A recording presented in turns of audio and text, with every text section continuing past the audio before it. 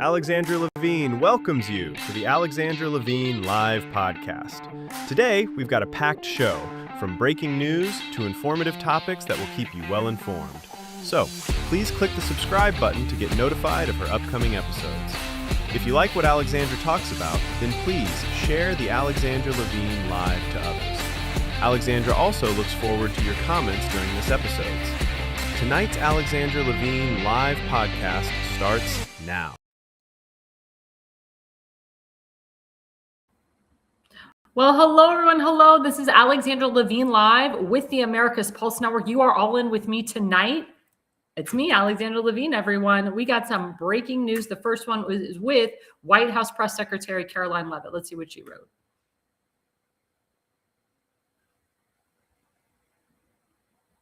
And she tweeted, thanks to President Trump signing the largest middle-class tax cuts in history, this is shaping up to be the biggest tax refund season ever. President Trump and Republicans fundamentally believe that Americans deserve to keep more of their hard-earned money, which is why they fought so hard to deliver this incredible and long overdue relief. From no tax on tips, no tax on overtime or Social Security, to auto loan interest deductions on new American-made vehicles, plus increases to the standard deduction and child tax credit, more money is flowing back into the pockets of hardworking Americans. Every single Democrat voted against these tax cuts, and she's 100% correct. I know for a fact a lot of my friends are feeling these tax cuts, especially the no tax on tips, no tax on overtime, no tax on Social Security. It's really important, guys, that we understand what the One Big Beautiful Bill was all about. Some people are understanding it, some people aren't, but this really helped the small business owner. This helps the middle class. This helped the middleman. This helps the working man, the blue collar man. And it's worked for a lot of seniors as well. So please, guys, you're going to feel more of that tax cut coming into next year and the years after that. So thank you, President Trump, for working so hard to get this bill passed, but also thanks to We the People for pushing for this bill to get passed. And the second breaking news, at Real Donald Trump, let's see what he tweeted, what he truthed. So he wrote, any Republican in the House or the Senate that votes against tariffs will seriously suffer the consequences come election time. And that includes primaries. Our trade deficit has been reduced by 78%. The Dow Jones has just hit $50,000, which is what Attorney General Pam Bondi said yesterday when she testified in front of Congress.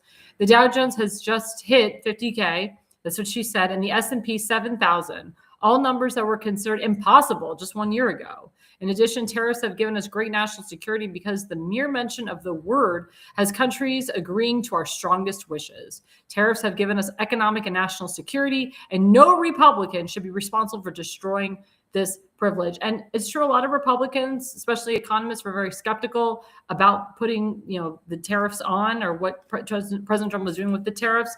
But it's actually turned out to be a really good thing for we the people, because instead of us getting screwed, instead of us getting heavily taxed, we say to China, we say to the foreign countries, hey, you've been screwing us over for years and years and years.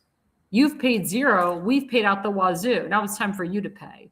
So thank you, President Trump, for implementing these tariffs. And let me tell you something. When he threatens the tariffs, the countries back off and they start doing business with us, because for the first time in 4 years, or I'd say for the first time in years, America's respected again. America's doing business again.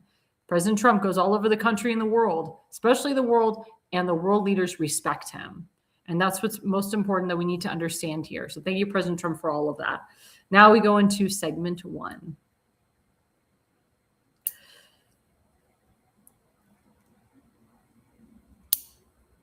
So speaking of testifying in front of Congress today, not Congress, the Senate, Attorney General Keith Ellison, who is part of the Nation of Islam, anti-Semite, is part of the Somali fraud, was heavily grilled today by the Senate Republicans. And I'm proud of them for doing that, because this guy's a fraud. This guy is in the heart of the massive fraud that's happening in Minnesota with the Somalis. And this guy should be going to jail. He shouldn't even be the Attorney General. He shouldn't have any touch of the law in his hands. And it's all on his hands. I mean, this is all blood on his hands. So Thomas Homan, as you know, the borders are, he was summoned by President Trump to go to Minnesota. He had a press conference this morning, and he talked about what's going on in Minnesota. So let's put up the first slide by Nick's order.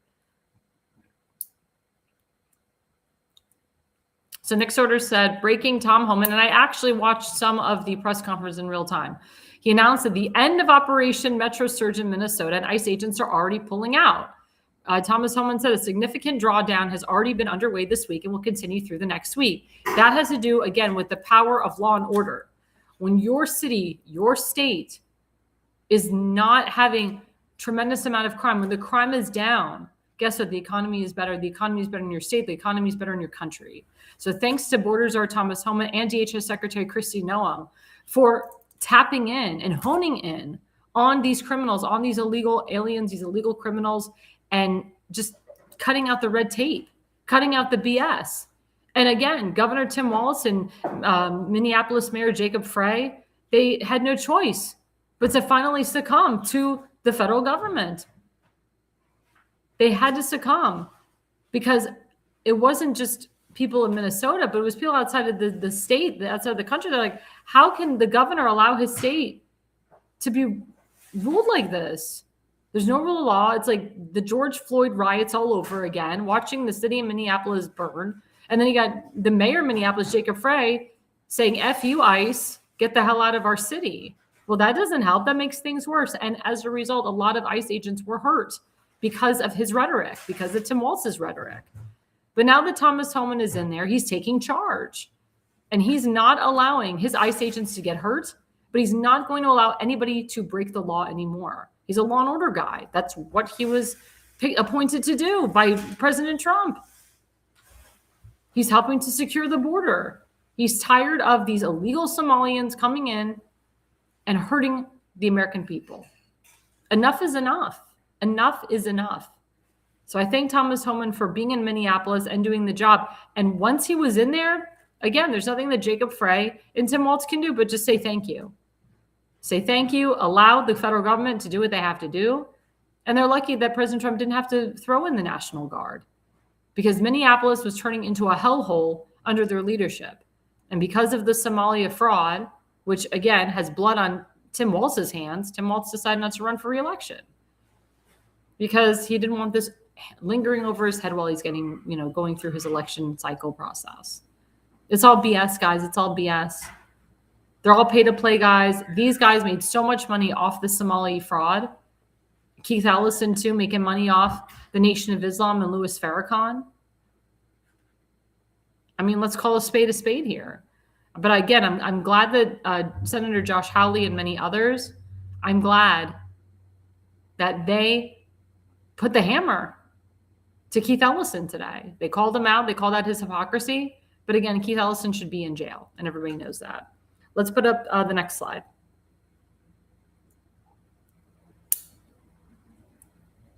So @Real Thomas Homan, he said today in the press conference, quote, it shouldn't be a partisan issue that you arrest public safety threats in the safety and security of a jail. Releasing public safety threats back into the public is just stupid. I hope Congress takes action on sanctuary cities and sanctuary states, and I agree with that. President Trump said he's not going to fund sanctuary counties or sanctuary states anymore. Baltimore County is now a sanctuary county again. They're going to be a sanctuary. Maryland's going to be a sanctuary state very soon. New Jersey is a sanctuary state now. That means that President Trump is not going to provide any federal funding for you. You're screwed. And you can thank your governor and you can thank your U.S. senators for this. You can thank anyone that pushes for illegal criminals to have a say over the legal citizens of your state and your county and your district and so forth.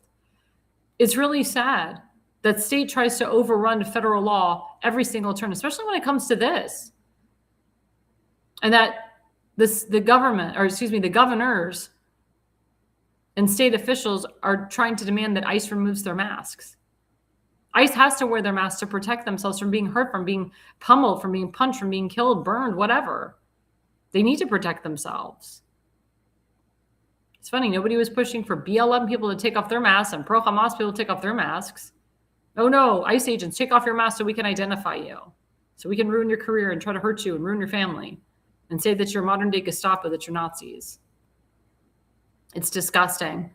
It's disgusting how people are uneducated, or they are educated and they're paid to spew out hate and propaganda and lies. Yeah, I agree with Donald Willinger. I don't want to fund undocumented people either. Hell no. You come into this country, you go through the process just like everybody else would do. You do not reap off the benefits, and you do not stay an undocumented person for 25 years and expect no repercussion. And you do not come into this country and kill innocent people. And again, I blame the liberal judges for having these illegals back on the streets after they've raped and burned and tortured people and even killed people. It's really sad. It's really sad that we live in a society like that today. Very sad. Let's put up the third slide. So Eric Dougherty, my friend, he quoted Thomas Homan again. A huge victory. Thomas Homan reveals ICE located over 3,300 missing migrant children in Minnesota. Quote, children that the last administration lost and weren't even looking for. This is massive. It should be front page news. And I agree. Remember, 3,300 people were missing in Minnesota. Kamala Harris didn't know where they were. She was the border czar. They didn't know where they were, and they were looking for them. They didn't care. But Thomas Homan gets in there. He's looking for them. He finds them right away within moments. And I agree. This is massive. These were children that the last administration lost and weren't even looking for. That's why everyone in the last administration should be going to jail for not doing their job and for crimes against humanity and for allowing these 3,300 missing children to remain missing for years, for more than 2 years. So I applaud Thomas Homan for finding this. I applaud ICE for finding these 3,300 missing children. That's where human trafficking, sex trafficking, and child trafficking come into play here. Again, we have to call these people out. Let's show the fourth slide with Eric Dougherty. Eric Dougherty wrote, breaking. Keith, like I said earlier, Minnesota AG Keith Ellison just got grilled for deploying leftist agitators in the way of federal agents. He was aware of signal chats and professional trainings, and he's proud of it. Senator Johnson said to him today, I think as chief law enforcement officer, you'd be concerned about it. Were you not concerned people who support you put themselves into harm's way? And Ellison wrote, sir, that never happened. We said protest peacefully and safely. Johnson replied, you were seeing the scuffles. Minneapolis police couldn't even protect ICE agents. Ellison must resign. And it's true. Local law enforcement could not protect ICE agents because they were told to stand down by Keith Ellison. Local law enforcement in Minneapolis, even by Jacob Frey, was not allowed to arrest these illegal criminals. But they were okay watching ICE get pummeled. They were okay watching ICE get hurt. Again, state trying to override federal.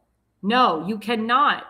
Federal always overrides state. It's the law. It's the law of the land. Donald Willinger said, if you like the laws, let your representatives know so they can vote to change the law. Remember, Congress passes the laws. The president goes and signs it. President can veto as well. Yeah, I agree with Donald Willinger. Those people who threaten to injure a police officer needs to spend time in prison. I agree. Actually, President Trump has made that into law. If you do threaten or injure a police officer, you do go to jail. Just like if you desecrate an American flag, you graffiti an American statue, you go to jail for 10 years and you get heavily fined. Do not pass go, do not collect $200, you go directly to jail for 10 years. That is a crime. It's really sick and sad, all these people that are getting away with it. And then you have stupid congresswomen from New Jersey and so forth that attacked an ICE agent in front of an ICE detention center. And she has the cojones to say to ICE agent Tom Lyons, do you believe in hell? Do you believe you're going to hell? Should you be going to hell? She should be in hell right now for what she did, her crime. Again, supporting illegal criminals before supporting the legal citizens of your district or of your state is asinine to me, disgusting, and it shows you were bond paid for, and there's some pay-to-play action going on.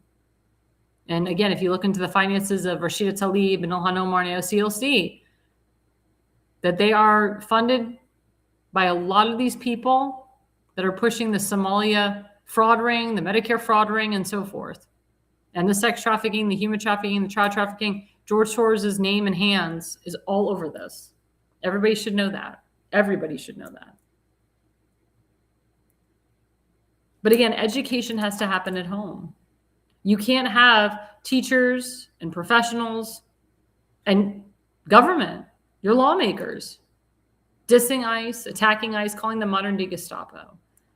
This Jewish Democrat, I can't remember if he's from Florida or New York, he was comparing ICE to modern day Gestapo, and he said to Tom Lyons, if you do not want ICE to be called Gestapo, then don't make them as such. The reason that people call them modern day Gestapo is because they are becoming modern day Gestapo, according to this Democrat Jew. And that was pure propaganda that he said. ICE agents are there to protect you and to save you, regardless of your race, religion, or creed. Especially if you're Jewish, they want to protect you. But you cannot compare ICE to the Nazis. First of all, we're talking about illegal criminals versus legal citizens. The Jews were legal citizens in Europe before Hitler illegally stripped them of their rights. These illegals coming into the country were always illegal. They were never legal citizens that were stripped of their legal rights. They were illegals. They are illegals that don't want to have rights as an American. They want to reap our system and live off the government and let the government protect them. And that's what Obama and Biden and a lot of politicians and presidents before then were doing, protecting these illegals for votes, fraudulent votes. That's how the Democrats win, through fraud, fraudulent voting. That's how Barack Obama won. That's how Joe Biden won. That's how a lot of these seats are getting flipped in Texas and so forth, because of the fraud. Because we're not verifying people. Liberal states are not requiring photo ID to vote. It's a problem. There's no verification anywhere.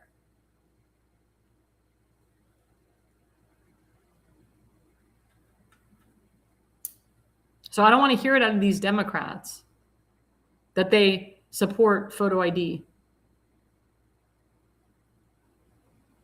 It's all BS. They're more concerned about pushing the Epstein files and hoping to see President Trump's name in there than protecting the legal citizens of this country. And John Fetterman, who's a Democrat from Pennsylvania, he's like the only moderate. He was screaming that we should be funding ICE. We should be giving our ICE agents more money, more protection, more equipment, whatever they need. The One Big Beautiful Bill was a part of all that. It gave money to ICE agents, and it gave a influx of 10,000 more ICE agents to be recruited. And a lot of people are signing up to want to work for ICE and be an ICE agent, or to work in DHS, or to work actually to be in our military. I have a lot of people that have signed up to join the military because of Pete Hegseth. It's about saving your country. It's about the flag that you serve under. If you're an American and you don't like being an American, then get the hell out of our country.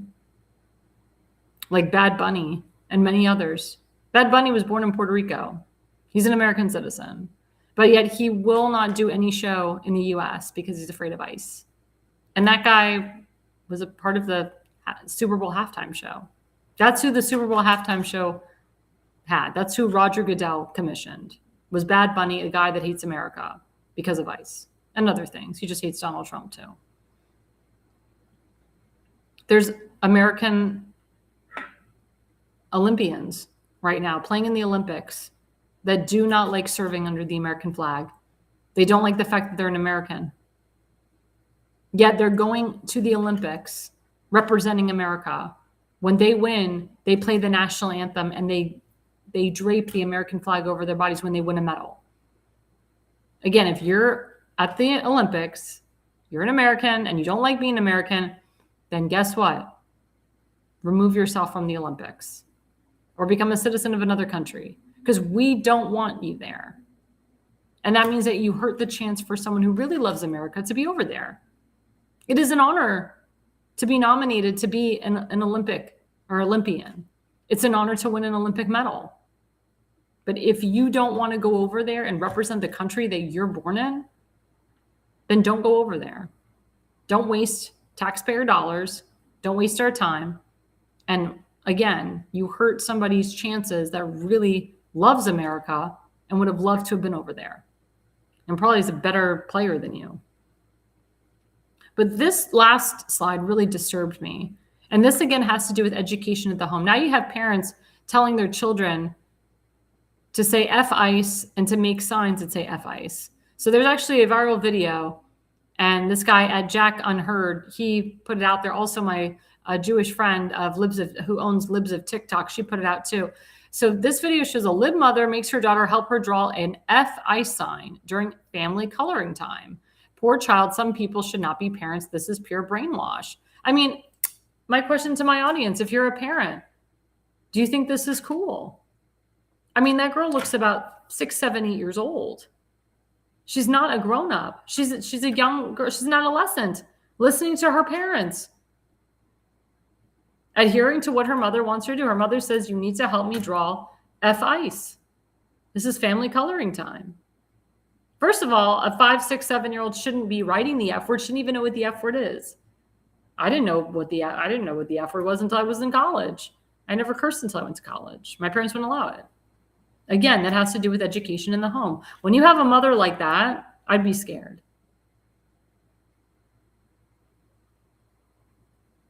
I can tell you when the day comes when I have children, they're not going to be writing that. Whatever happened to reading a book? Whatever happened to watching an educational program? Whatever happened to playing cards like solitaire or bingo or Scrabble with your child? No, this is family coloring time. I can tell you my sister has 3 children. That is not their coloring time. My brother-in-law would never allow that. And if he ever saw his child do that, oof. But the thing is, I don't have to worry about my nieces and nephew doing that because they're being raised properly. I am so in fear for that child's life as she gets older because that's how hatred starts. Same thing with the pro-Hamas, anti-Israel stuff. You have stupid parents like Candace Owens and others that are brainwashing their children or training their children, telling their children not to like Jews, not to like Zionism, be pro-Palestinian, even though there's no such thing as Palestine.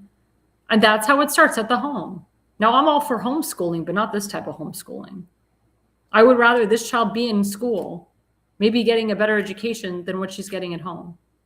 Unless she goes to a school that supports this crap too. But I'm glad that this went viral for other families to see this, to see what a horrible mother she is. And maybe she'll get a knock on the door from Child Protective Services. Maybe the child will be removed from the home because this is not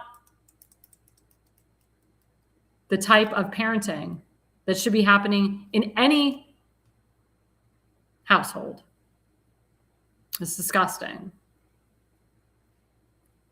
And of course, we pray for the people of Minnesota that have been hurt and tortured from what's going on over there. We pray for our ICE agents that have been hurt and tortured. We pray for the families that have lost their loved ones to hatred and violence. The power of prayer is so big, guys. It really does work. The more you pray, the better things will happen for you. And I know when something goes wrong with me or my family and I post on Facebook, please, guys, I need your prayers. Guess what? The prayers are heard and everything is much better the next day. So before we have our special guest, don't forget our affiliate sponsor, FoliumpX.com.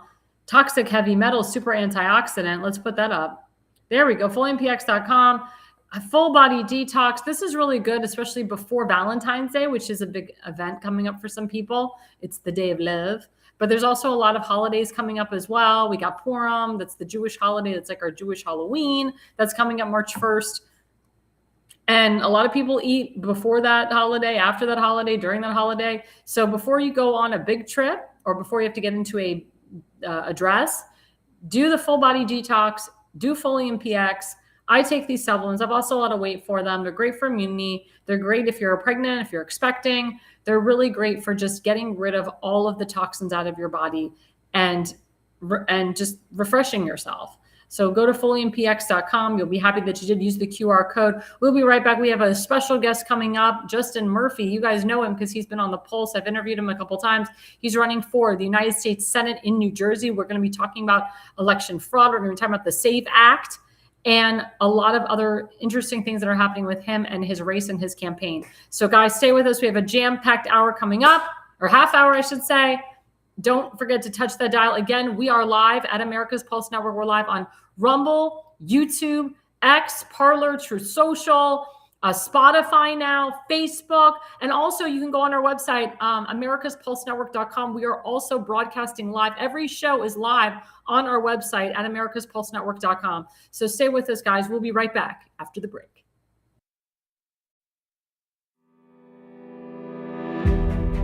Hi, I'm Alexandra Levine. I'm a professional opera singer, actress, TV, and radio personality. Since 2015, I've been a volunteer, a field director, and a campaign manager, learning the ins and outs of the political world. That's why I became a political consultant. My job is to lead you to victory with organization, structure, and the mindset of winning for your district or state. With my guidance and direction, I can keep you focused on the things that matter to the people and advise you on key issues that need to be addressed. If you're a serious candidate that is serious about winning, then book a consultation with me today. Go to levineconsulting.co. You'll be happy you did.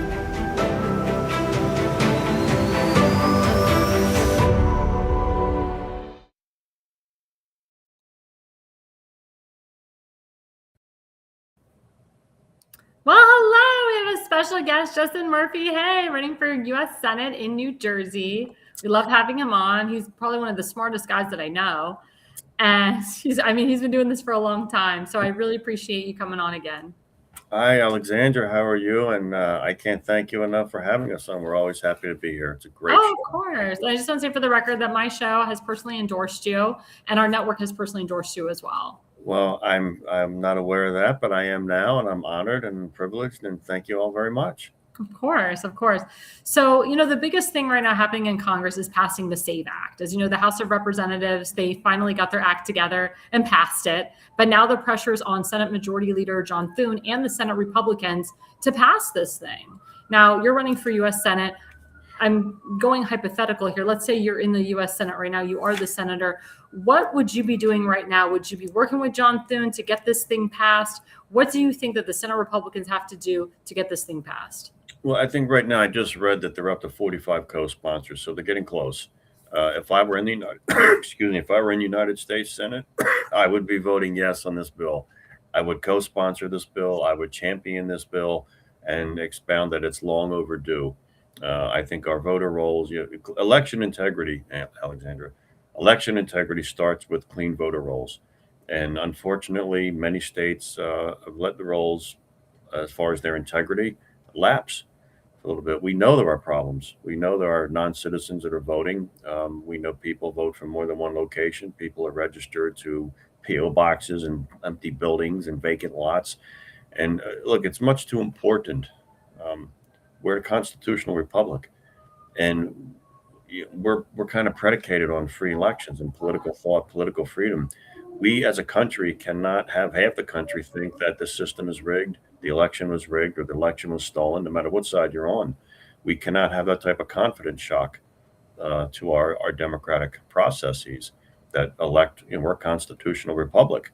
So I would support this. It's common sense.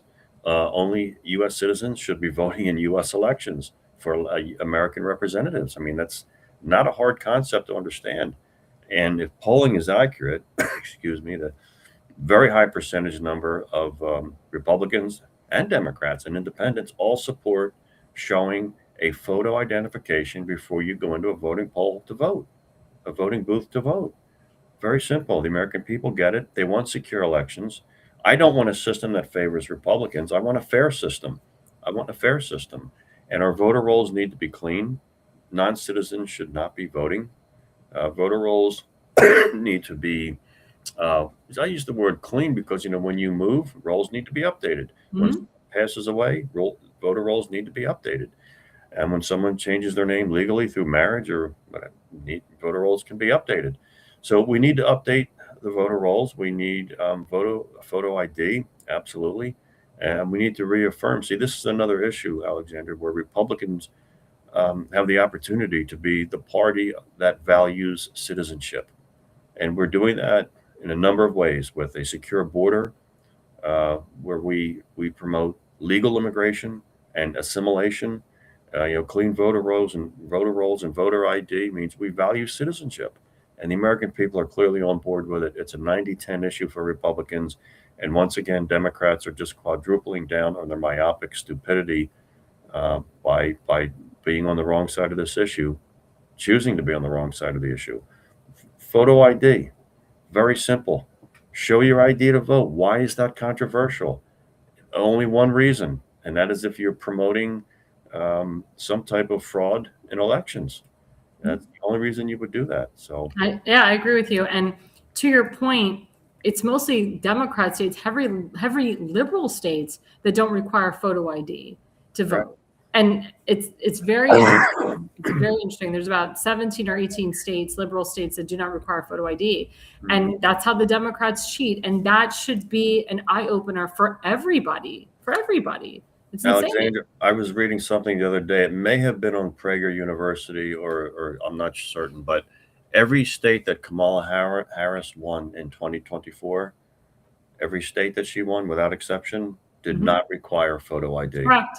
That's correct. And I mean that should send up some alarm bells. But the Democrat Party, I think it's open right now. It's not a secret. One of the reasons they wanted open borders under Joe Biden is that they want to import another generation of voters. Speak to people, Alexander. When I'm running for U.S. Senate, New Jersey, when I speak to people, I say all the time, Democrat Party is hemorrhaging voters by the millions. It's a fact, nationwide, by the millions. And they're aware of that. They know that. They're alarmed. So they need a new generation of voters. And so that's just why one reason I think the border was wide open under Joe Biden. It was calculated. It wasn't a mistake. He wasn't stupid. They knew exactly what the hell they were doing by allowing millions to come in. And then you've got the sanctuary states and the sanctuary cities, and they want illegals to vote in local elections and get them driver's licenses. Well, this is why they're just going to push them into the system and say, well, look, we already got papers on them. They're already here. They've been here 5 years. They have a driver's license. Why not let them vote? Mm-hmm. And that's the plan. I mean, it's pretty transparent and open now. It's not a secret what they're trying to do with using illegal immigration as a tool for their own voter base. Exactly. One thing I want to touch on is, as you know, in your state and other states, you have to get a certain amount of signatures to be on the ballot. For example, in Ohio, at the local level, you need about 50 signatures to get on the ballot for running in local office. So what's happening is that the signatures are getting there, they're getting verified, but for some reason, the Democrats, or the people that are running the State Board of Elections, which is mostly Democrats, they're coming up with BS to make sure that Republican doesn't get on the ballot. They're saying, oh, well, we can't read this person's name, or that person hasn't voted in 20 years. But yet when it comes to mail-in ballots, they don't give a crap about signature verification. And it's just asinine to me. So it's so interesting how the Democrats and the State Board of Elections are so concerned about putting a Republican or having a contested primary, I should say, and making sure that that they have enough signatures, as compared to making sure that the signatures for mail-in ballots are verified and correct. What say you about that? Well, I mean, I get a front row seat to it. When I was honored to run in 2024, the Republican primary for U.S. Senate, we needed 1,000 signatures and the ability for anyone to challenge you. And I was challenged for my signatures. I had to go to court to beat back the challenge to get on the ballot. Oh my God. And this is the things you do as a candidate. And 1,000 signatures, a lot statewide in New Jersey. And last year in 2025, Democrats who control our state house and have for 25 straight years in New Jersey, they pulled a nice little stunt. They passed a law that required the number of signatures you need to run for office to basically triple. They took it from 1,000 to 2,500. And again, the ability to be challenged. So you always need some cushion. So you're talking, you need 27, 2,800, 3,000 signatures now. And I'm in the process of obtaining them. It's a heavy lift. I think it is such a high burden. It's such an arbitrary number. It's such a high burden to a First Amendment right, I believe it should be struck down. I think it should be taken to court and struck down. It is under any standard of review, rational basis or strict scrutiny for the fundamental right of voting and First Amendment protection, or rational basis for whatever reason it is that you need to go from 1,000 to 2,500 signatures inside of one election cycle. And it's a suppressor. It's a Mhm. suppressor for people to become involved and seek office and run for office. And it's really disturbing. And I've talked to people about trying to get a court challenge for it, but I tell you, that itself is a whole nother world and heavy lift. But no, we should be promoting participation in our system, not suppressing it.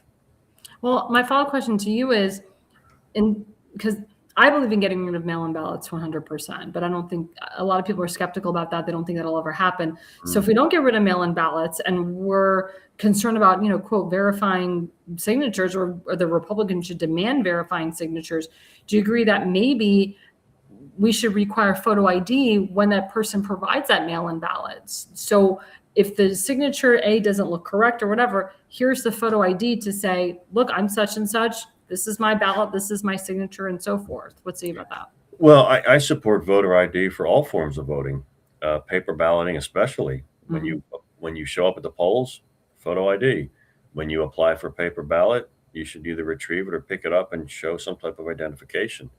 Absolutely. That's one of the components of the SAVE Act, that you are required to show not only that you're an American citizen upon the time you register to vote, but that you have show photo ID after that to participate in elections.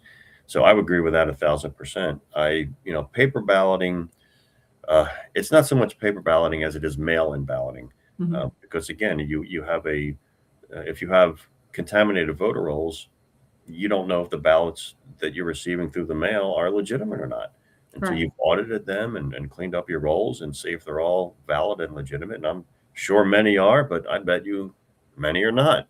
Mm-hmm. It's like a crazy chance, I'm sure. But it's, it takes a lot to cut through this. You clearly have the blue states and the blue governors and the state legislatures in Democrat states that they're just fighting this tooth and nail. They have no interest whatsoever for election integrity, but yet all they do is scream about democracy and voter rights, and they do nothing but suppress voter rights, suppress democracy, and trample all over democracy. I mean, obviously, we can go back to the Trump years with the lawfare and the political persecution, and the fact that Kamala Harris never faced a single primary voter for her run for president. They couldn't even open up their convention floor to see if there could be another nominee, but it was, here's Kamala, here's who you're voting for, from the party that wants to save democracy. But I support photo ID for absolutely an integral part of the SAVE Act. And paper balloting, until we get clean voter rolls, we'll always have that susceptibility to fraud. So what do you think about the redistricting? Because the 2020 census, there was an open opportunity for certain states like Texas and Florida and so forth to expand on their congressional districts, but unfortunately that didn't happen.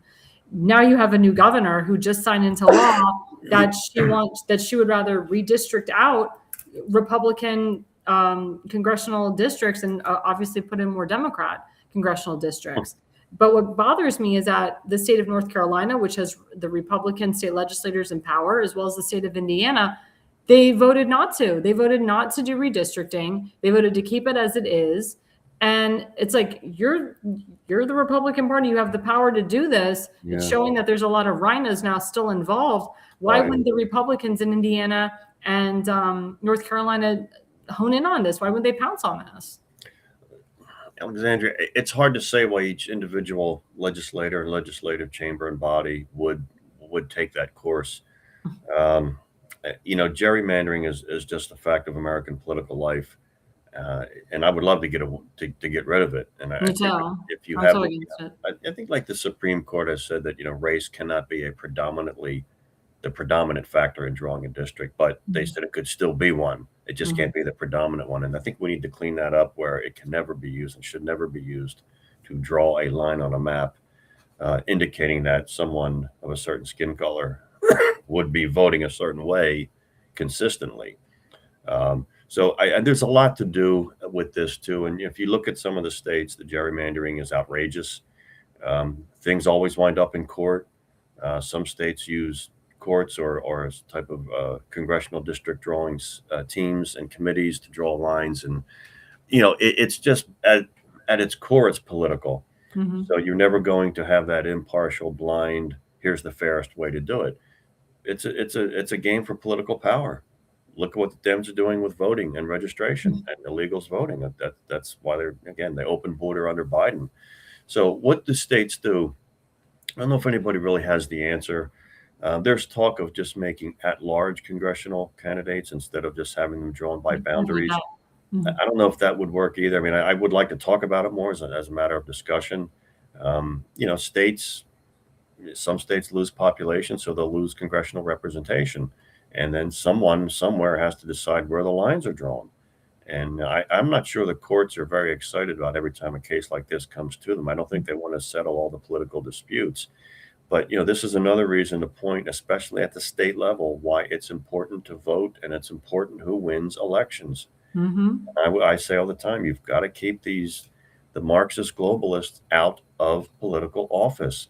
As if they're in political office, they're passing the laws that you and I have to live under. They're writing the rules and regulations. They're drawing the boundary lines for our congressional and state legislative districts.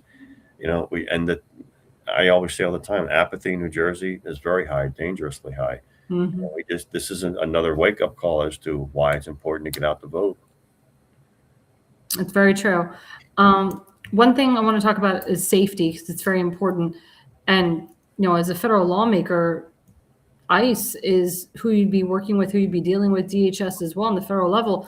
But again, you're in this very liberal state with a very liberal governor who does not support ICE, who goes against ICE, who supports defunding the police.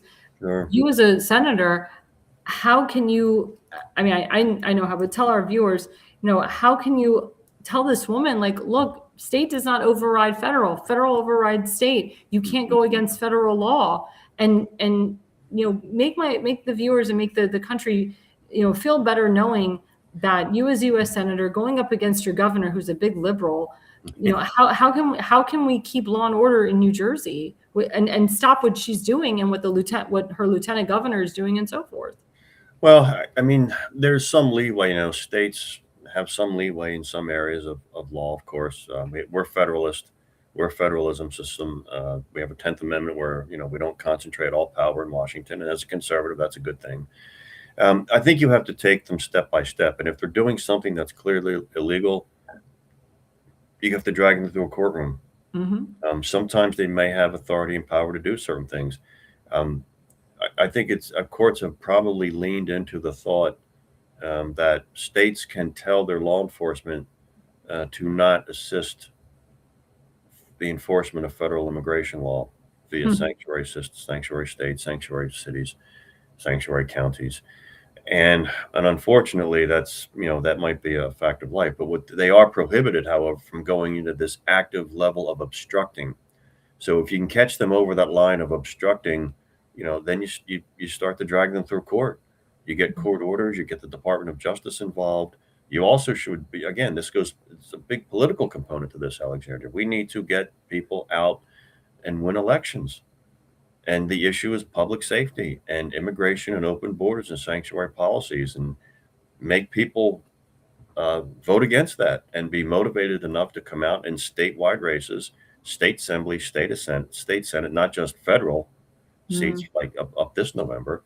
So you'd have to, again, there's a political war to wage, winning hearts and minds. There might be legal battles to win in court. And then, whatever public pressure you could put on elected representatives to stop with the obstruction. They cannot go into this active mode of obstructing federal law enforcement. You can speak out against it. I don't think it's right. These people are wonderful. They're just here. Peaceful protesting of it. Yeah. Some do, fortunately, but certainly not all. But what you do is there's a political component to it and a legal component, and you have to pursue both. It takes time, and it's a PR battle. What's the perception, and what are people's perceptions of what they see will dictate their behavior and ultimately how and if they vote. I agree with you. We have about a minute left, Justin. Tell my viewers how we can follow you, upcoming events that you're doing in the next week or the next month or so. Tell us how we can follow you. Thank you. Well, my website is Jersey Justin. It is. There it is. Jersey Justin, number 4, JerseyJustin4Senate.org. And on the JerseyJustin4Senate.org website, you can have all of our links to our social media platforms, our YouTube, Instagram, and X. So we'd like to see you. Your support will be wonderful. If anything you do to help our campaign here, trying to keep conservatism alive in the blue state of New Jersey. And events, we're right now going through a very busy and hectic county convention screening process and screening schedule and convention schedule to see how the 21 counties in New Jersey will give their support and what candidates will get their support. So we'll be running wild up until the June 2nd primary, plenty of events to go through. But we always love being on your show, and thank you for bringing these important issues to the focus of people. And I hope people are out there listening and willing to act on them. We need people to not just agree with us, but manifest it politically by coming out to vote and making sure that we just have common sense people passing our laws and writing the rules and regulations that we have to live our lives under. I agree with you. And I tell people all the time, even though President Trump's name is not on the ballot, his agenda is. And Yes. President Trump is actually going to be campaigning really hard this time. They say he's going to be campaigning like he did in 2024 because he wants more expansion of the House of Representatives. Yeah. But he also wants to get, like you said, the right people in office. He's going to be primarying out a lot of these rhinos. And unfortunately, a lot of these rhinos have left their congressional seats. They did it on purpose to try to hurt Donald Trump and either get a Democrat to replace them or another rhino. So the president is going to be, traveling all around this country to try to get the proper people in office. And I know you're one of them. And that's why my show and our network has fully endorsed you because, thank you, because your knowledge, your expertise, and I can't believe you're 60 years old. I still can't believe that. You don't look it at all. I mean, you have the part, you have the look for to be a U.S. Senator and beyond. And people need to know more about you. And I know that you've been getting your name out there and getting yourself out there. And I do appreciate it because I know you do the work, just like Damon Galdo does the work in others. He does. These are the type of people that we need to promote. Yourself, Damon Galdo, people that get up off their butts and don't talk, but actually do. And I know you're a doer. And I know you've been in the political arena for a long time. And I wholeheartedly believe that you deserve this. It is yours to win. You really do deserve this. Well, that is, I appreciate those words and sentiments. And it's a long road. We've got about, we got 4 or 5 people in the primary now. So we have to nominate someone on June 2nd as the Republican primary. So we got a long spring to battle through and the rest of the winter. And we'll see what happens. If we're fortunate to secure the nomination, we go on and we give Cory Booker the fight of his political life. And I agree with you. I love to hear the president understands be on offense. Mm-hmm. He's campaigning. He's holding rallies. He's addressed the country from the Oval Office. He's talking about having a convention this summer, as we do every 4 years in the summer for our presidential I'm nomination. so excited. I think that's the best idea. It will help. It'll help so much. Oh, it absolutely will. It absolutely will, because there's a large block of Trump voters that voted for him in November of 24 that may not necessarily be midterm Republican Party voters. I know. And if they sit home, we're going to have an issue. But I we want agree. the higher turnout. We get people out. Again, my thought is that we need a new generation of Americans to serve in Washington, and that we need, as conservatives and Republicans, to inspire people to step into our column, which we do with very bold conservative Reagan ideas and Reagan principles, and that we're confidently, optimistically conveying them, because we know we're on the right side of history and the right side of these issues, and we should act like winners and leaders and take it to them. Amen. Amen. Well, again, thank you so much for being on our program, and you are more than welcome to come on as many times as you want. Well, thank you. I'm always honored to be here, Alexandra. Love what you do. Thank you. Thanks so much. Well, before we go on our next break, let's go to our second affiliate sponsor, rncstore.com/ALL Richardson Nutritional Center. Get 10% off. Use the QR code.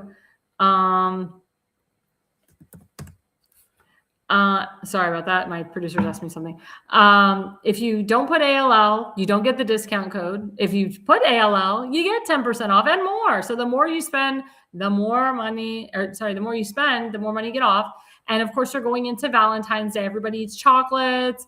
People go out to dinner. They eat bad. They call it, I hate saying cheat day, but it's more like a cheat weekend because Valentine's Day is this Saturday. So if after that Valentine's Day dinner, you feel bloated, you don't feel good, go to rncstore.com/ALL, get those supplements, helps with immunity. If you have stage 4 cancer, it does help with your cancer. It has been proven. If you have any type of gastrointestinal issues, it does help with that. If you have acid reflux, heartburn, hemorrhoids, etc., these supplements are very good for all of that. So please, guys, go to rncstore.com/ALL, type in ALL, get the discount code. There's the QR code down there, and we will be right back after the break. Welcome to America's Pulse Network. This is APN's very own White House correspondent, Alexandra Levine. This is so amazing and miraculous. We've never had a president in the history of our nation doing this. And we hope to God that he continues doing this forever and ever. Thank you. God bless you, everybody. And God bless President Trump. And God bless you. Hello, everyone. This is Alexandra Levine with the America's Pulse Network. I am the White House correspondent right here in the heart of D.C. as President Trump is celebrating 250 years of America and the military. Subscribe and follow America's Pulse Network on the above social medias.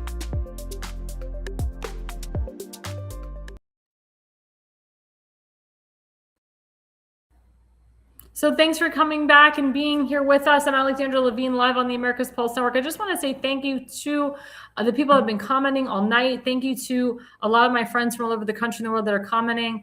I just want to say some of the last comments that were made under the last segment with my friend Donald Willinger. Here, the only reason the DNC members are voting against the bill is strictly because Donald Trump is president. I agree with him on that. Members of the DNC are upset because the crime levels are low. That is correct as well. ICE has ruined crime levels. Crime levels have dropped. He's sarcastic, meaning, ICE has done their job. Again, when the crime levels are down, the economy is better. And then he wrote, the rising from the dead, dead people voting. That's a big issue too. And again, that goes with what Justin was saying about cleaning the voter rolls. But it's really important, guys, that we do have photo ID when we go to vote and that we have signature verification, proper signature verification. That's why I understand the concept of bringing a photo ID when you do a mail-in ballot. So we can make sure that your ballot is verified by your ID and by your signature. So this segment is kind of cute. Oh, thank you. It's actually a dress, but thank you. This segment is kind of cute. As you know, sometimes on my shows, every Tuesday and Thursday, I try to cute it up on segment 3 because we've been just constantly doing politics for the first hour, or I should say for the first half hour.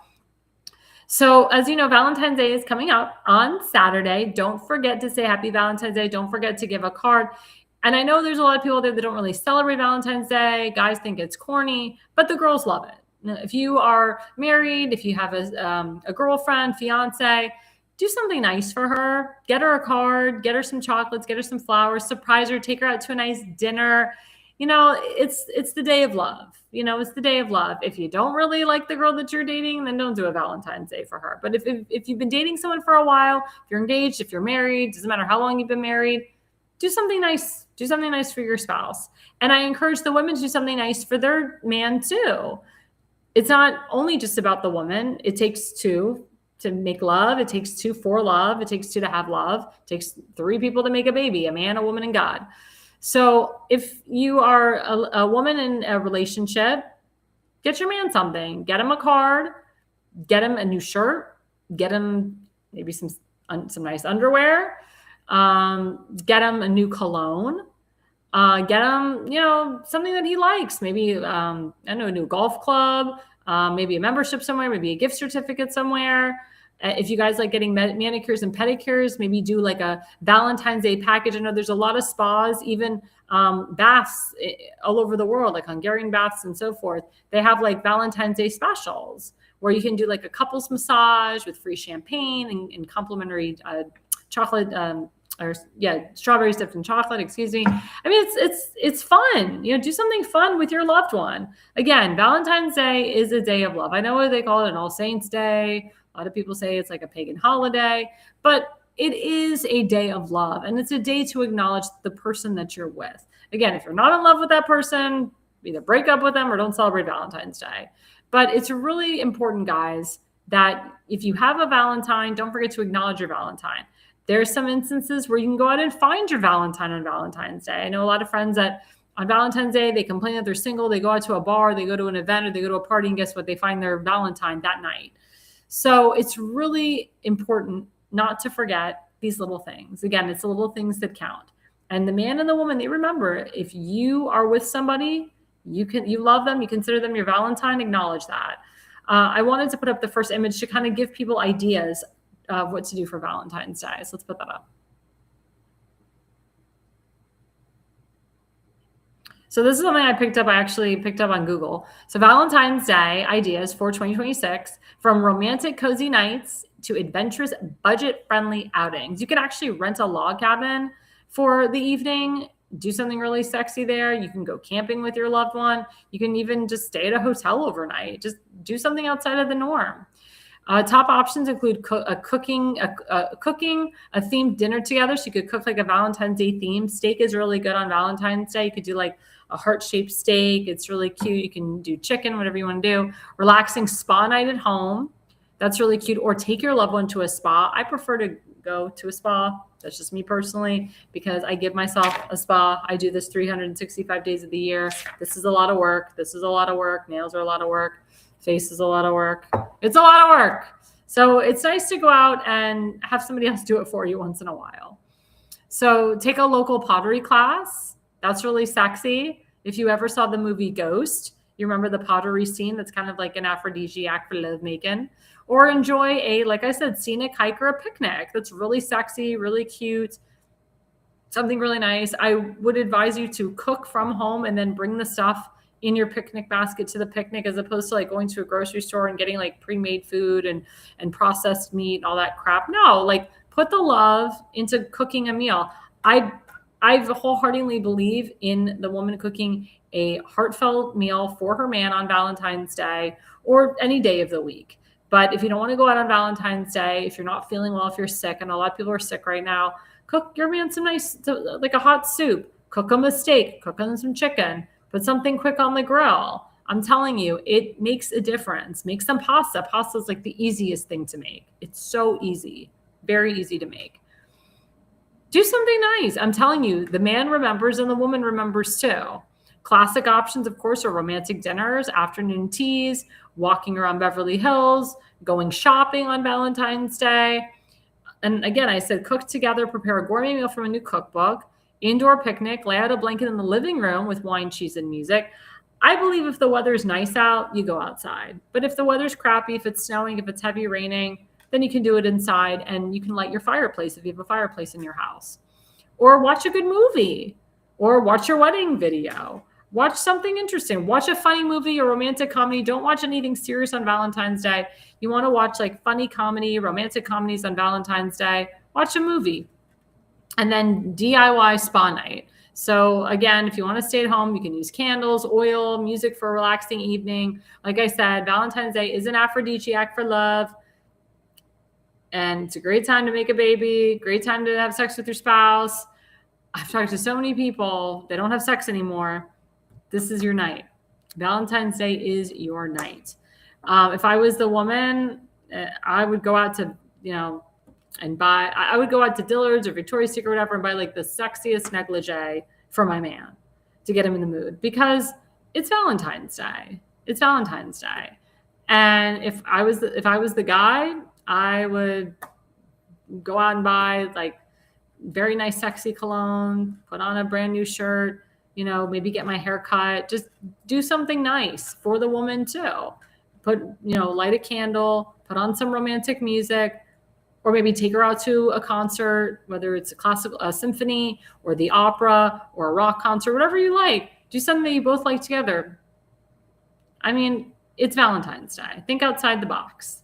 There's nothing sexier than a husband and wife or a boyfriend and girlfriend or fiance or whatever doing something nice for each other.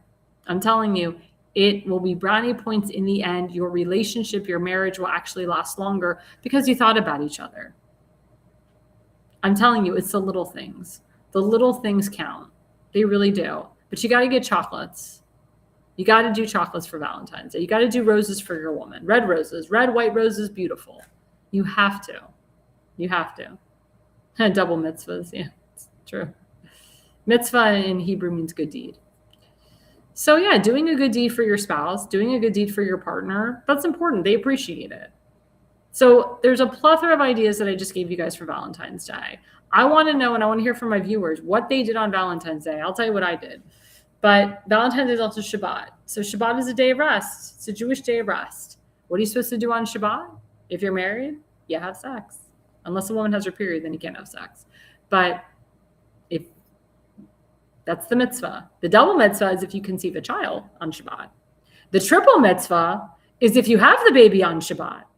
So you not only made love to your woman on Shabbat, you gave her some babies, and then you're popping out a baby. So there's 3 mitzvahs you've already completed out of the 613. So instead of 613, now you only have 610 to go. So you're pretty good. But yeah, I mean, it's Shabbat. What do you do on Shabbat? You walk to shul. Some people walk to shul. Some people drive. I don't mind walking to shul. I think it's beautiful. It's that time, in my opinion, that you can talk to God by yourself, or if you have a partner, you can walk with that partner and you can just talk to them. In my opinion, that is the moment where you and your partner really get to know each other. Just those nice walks together. Even if the weather is crappy, have those nice walks. Take that walk to shul. If it's less than 20 minutes, walk to shul. Spend time at the shul. Hang out with the buddies at the shul. Come back after shul, after that long walk. Get into that bed, have sex with your spouse, have sex with your partner, and be happy. It's Valentine's Day. And then at night, go out with your buddies, come back, have sex with your spouse again. That's how life should be. But it shouldn't only be Valentine's Day. But Valentine's Day should be the day, if you haven't had sex with your partner in a while, or if you haven't even said, I love you, if you haven't really talked to your partner in a while, let Valentine's Day be the day that you regroup your love for one another. Remind each other why you got married. Remind each other why you're together. Say, I love you more than once. Really, really, really enjoy Valentine's Day. Enjoy your Valentine as much as possible.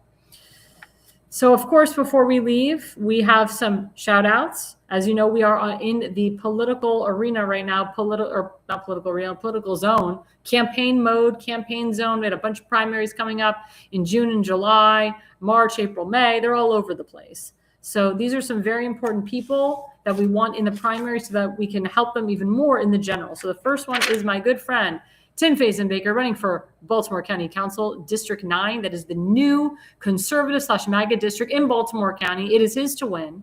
His primary is in June. He's kicking butt. People love him. Rhinos are starting to support him. Democrats even want him in. It's his to win. And that's the QR code. Go to timfazenbaker.com, make a donation today. Next person is my good friend Kimberly Stansberry, running for Baltimore County Executive. If she wins, she will be the first duly elected woman Baltimore County Executive. That is her QR code. Her website is www.electkimstansberry.org. It is hers to win. She's going to win the primary, but we need her to win the general. She's going up against 2 anti-ICE people, and we got to get these Democrats out of Baltimore County because they are literally ruining the county. Next person is my friend Marcel Sturbeck, who I personally endorsed on my network. Marcel is running for Ohio Secretary of State. It is his to win. He is in a contested primary against Robert Sprague, who is the Ohio treasurer. But let me tell you something. Marcel is young. He's up and coming. He's getting a lot of traction against the Ohio treasurer. And guess what? His platform is big in regards to election integrity. Actually, his opponent kind of took some of his ideas from him. So Marcel is authentic. He served our nation. He's a wonderful father. He's got a wonderful wife. And we love him on this network. And we love him in Ohio. And I have a lot of people from Ohio that are listening. And we ask for your vote and your donation. That is his website right there. That's his QR code. Please, guys, go to Marcel Sturbeck. Give this guy a donation. Work with him. He's been endorsed by some big names in Ohio. Look him up. He is like all over the place in terms of events. He's got the signatures to get on the ballot. He is a force to be reckoned with. Support him, support him, support him. And the next person, of course, is my friend Julie Spivey Perry. She's running for the congressional seat Virginia District 10. She's been on my network. She's the most America First MAGA person that I know running in an America First district. It is hers to win. She's been told that she can flip this seat. It's Democrat right now, but it's been Republican before over the years. And as you know, Virginia's been going Democrat lately, especially in this election with their new Democrat governor and so forth.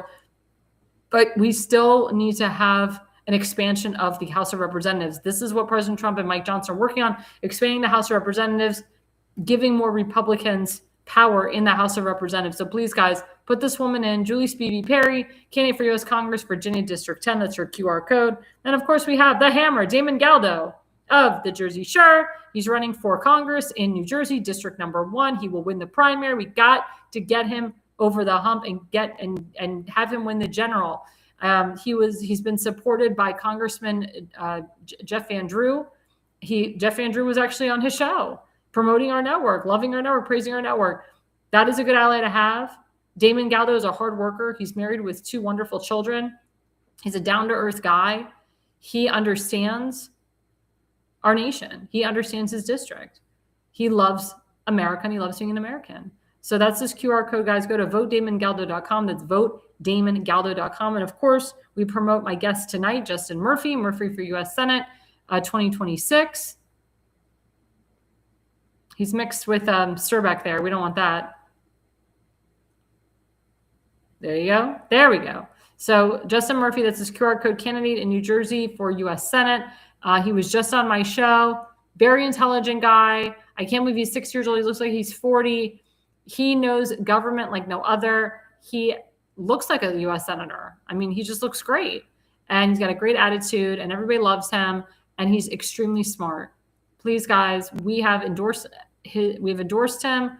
This network endorses him. We support him. He's always on our network, and he's been out there. I mean, he's been going to all these different events. People have been donating to him. So please, guys, go to Justin Murphy, candidate in U.S. Congress, or candidate in New Jersey for U.S. Senate. And of course, we have our friend Seth Eisenberg of the Conservative Corner. We're always helping him out with his GoFundMe. Unfortunately, he almost lost his foot twice. He's been in and out of the hospital. Now he has a fever. He's got infections galore on it from his foot. We got to help him, guys. We got to help him. He served our military. He served in the Navy. He's supporting his 16-year-old son, Ryan. He's got other people in his household to support. He's working 2 jobs to make ends meet, and we have to help him. He is like up to his eyeballs in medical bills. So please, guys, go to GoFundMe/help/Eisenberg/overcome a financial health crisis. Donate to him today. The goal is 10,000. The final goal is 100,000. Let's get him to that 10,000 mark. He's only $4,000 away. Let's do it, guys. Instead of giving to murderers and criminals and so forth, give to him. Really give to him. It's very, very important. And of course, guys, don't forget, we have the Jersey Shore every Monday and Friday night from 8 to 9 p.m. with Damon Galdo. We have my show, Alexandra Levine Live, every Tuesday and Thursday night from 8 to 9 p.m. We are gaining a couple more shows coming up in March. We will let you know those hours and the names of those shows and the people that are hosting. And we also always have The Pulse every night. Wednesday night from 8 to 9 p.m. I hosted last night. If you did not watch that show, or if you did, watch it again, hit the rerun button. Retweet it, repost it. We have a bunch of Opus clips on our X and YouTube account where you can actually watch some of the clips from last night. It was a great show. We had a great guest on, my special guest, Josh Bernstein, who's awesome. I met him in Arizona 6 years ago, and we just reconnected. Smart guy, has a lot of connections. He actually introduced me to Congressman Paul Gosar, and I'll never forget him for that because I've been friends with Paul Gosar since then. So please, guys, don't forget The Pulse every Wednesday night from 8 to 9 p.m. Announcement tonight, I will tell you, I will be going away on vacation for 10 days. I'm going to say 2 weeks because of the jet lag, because I'm going overseas. So you will be having some people filling in for me, such as Seth Eisenberg, Elena Barbara, The Pulse, Tim Fazenbaker will be hosting 2 of the shows. And any show that I'm not on, we'll have somebody covering it, or we will do a rerun of the show. But I will be back live March 1st. So I will be back in a couple weeks. So if you haven't seen any of my shows, I encourage you to go back and rerun and rewatch some of my shows. But just to let you know, I will be MIA for a couple weeks because I will be on vacation. So if you see someone that doesn't look like me, they may sound like me, but they just don't look like me. But you can always follow me, Alexandra Levine, on Facebook at Alexandra Levi20, on X at A.L.L Levine85, on Rumble, on True Social, on Parler, on TikTok, on Instagram. And of course, don't forget to follow us at America's Pulse Network. We are always live on YouTube. We're live on Spotify now, Facebook. Did I say Rumble, X, Instagram, True Social, TikTok? If I've repeated some of these, it's just because we're on like all the major networks right now. I believe that we are one of the only podcast network that is on like the majority of the big platforms that people know. And I'm so proud of our network. We are actually reaching, when I come back, we will be hitting our 1 year anniversary. March 4th is actually the 1 year anniversary that I started on this network. It has been a pleasure. And each month, each week, we just keep increasing. We have done so well this first year. We will do a recap of the year. And again, we thank our viewership. Our viewership has just escalated, skyrocketed. And again, we're going to be increasing our network. We're going to get some sponsors. We have some other podcasters coming on. So each month that we do this, each week, we're just getting better and better. But thank you for keeping us on for the first year. The first year is always the hardest, and we made it. Knock on wood, Baruch Hashem, we made it. So thank you guys so much for being a part of our network. Thank you so much for watching my show tonight. We had a really great show. And the reason you listen, guys, and the reason you watch is you are no idiot. America's Pulse Network. The mainstream media is bought and paid for. The truth is twisted to fit their agenda. But America is waking up because podcasts are the future for trusted media. Welcome to the America's Pulse Network. It is a network built by patriots that upholds the Constitution. The America's Pulse Network stands for God, truth, and the America First movement. There is no corporate propaganda, no government spin, just real news, real talk, and real voices fighting for faith, freedom, and the future of this great nation with common sense. Here are some of America's Pulse Network podcasts. Alexandra Levine Live, hosted by Alexandra Levine. Jersey Shore Podcast, hosted by Damon Galdo. The Conservative Corner, hosted by Seth Eisenberg. APN's The Pulse, hosted by Alexandra, Damon, Elena, and Seth. So tune into America's Pulse Network on the following social media platforms: X/Twitter, Rumble, Truth Social, Parler, Facebook, and YouTube. Join the revolution. Because the pulse of America beats for God and country. America's Pulse Network is for faith, family, freedom, and truth.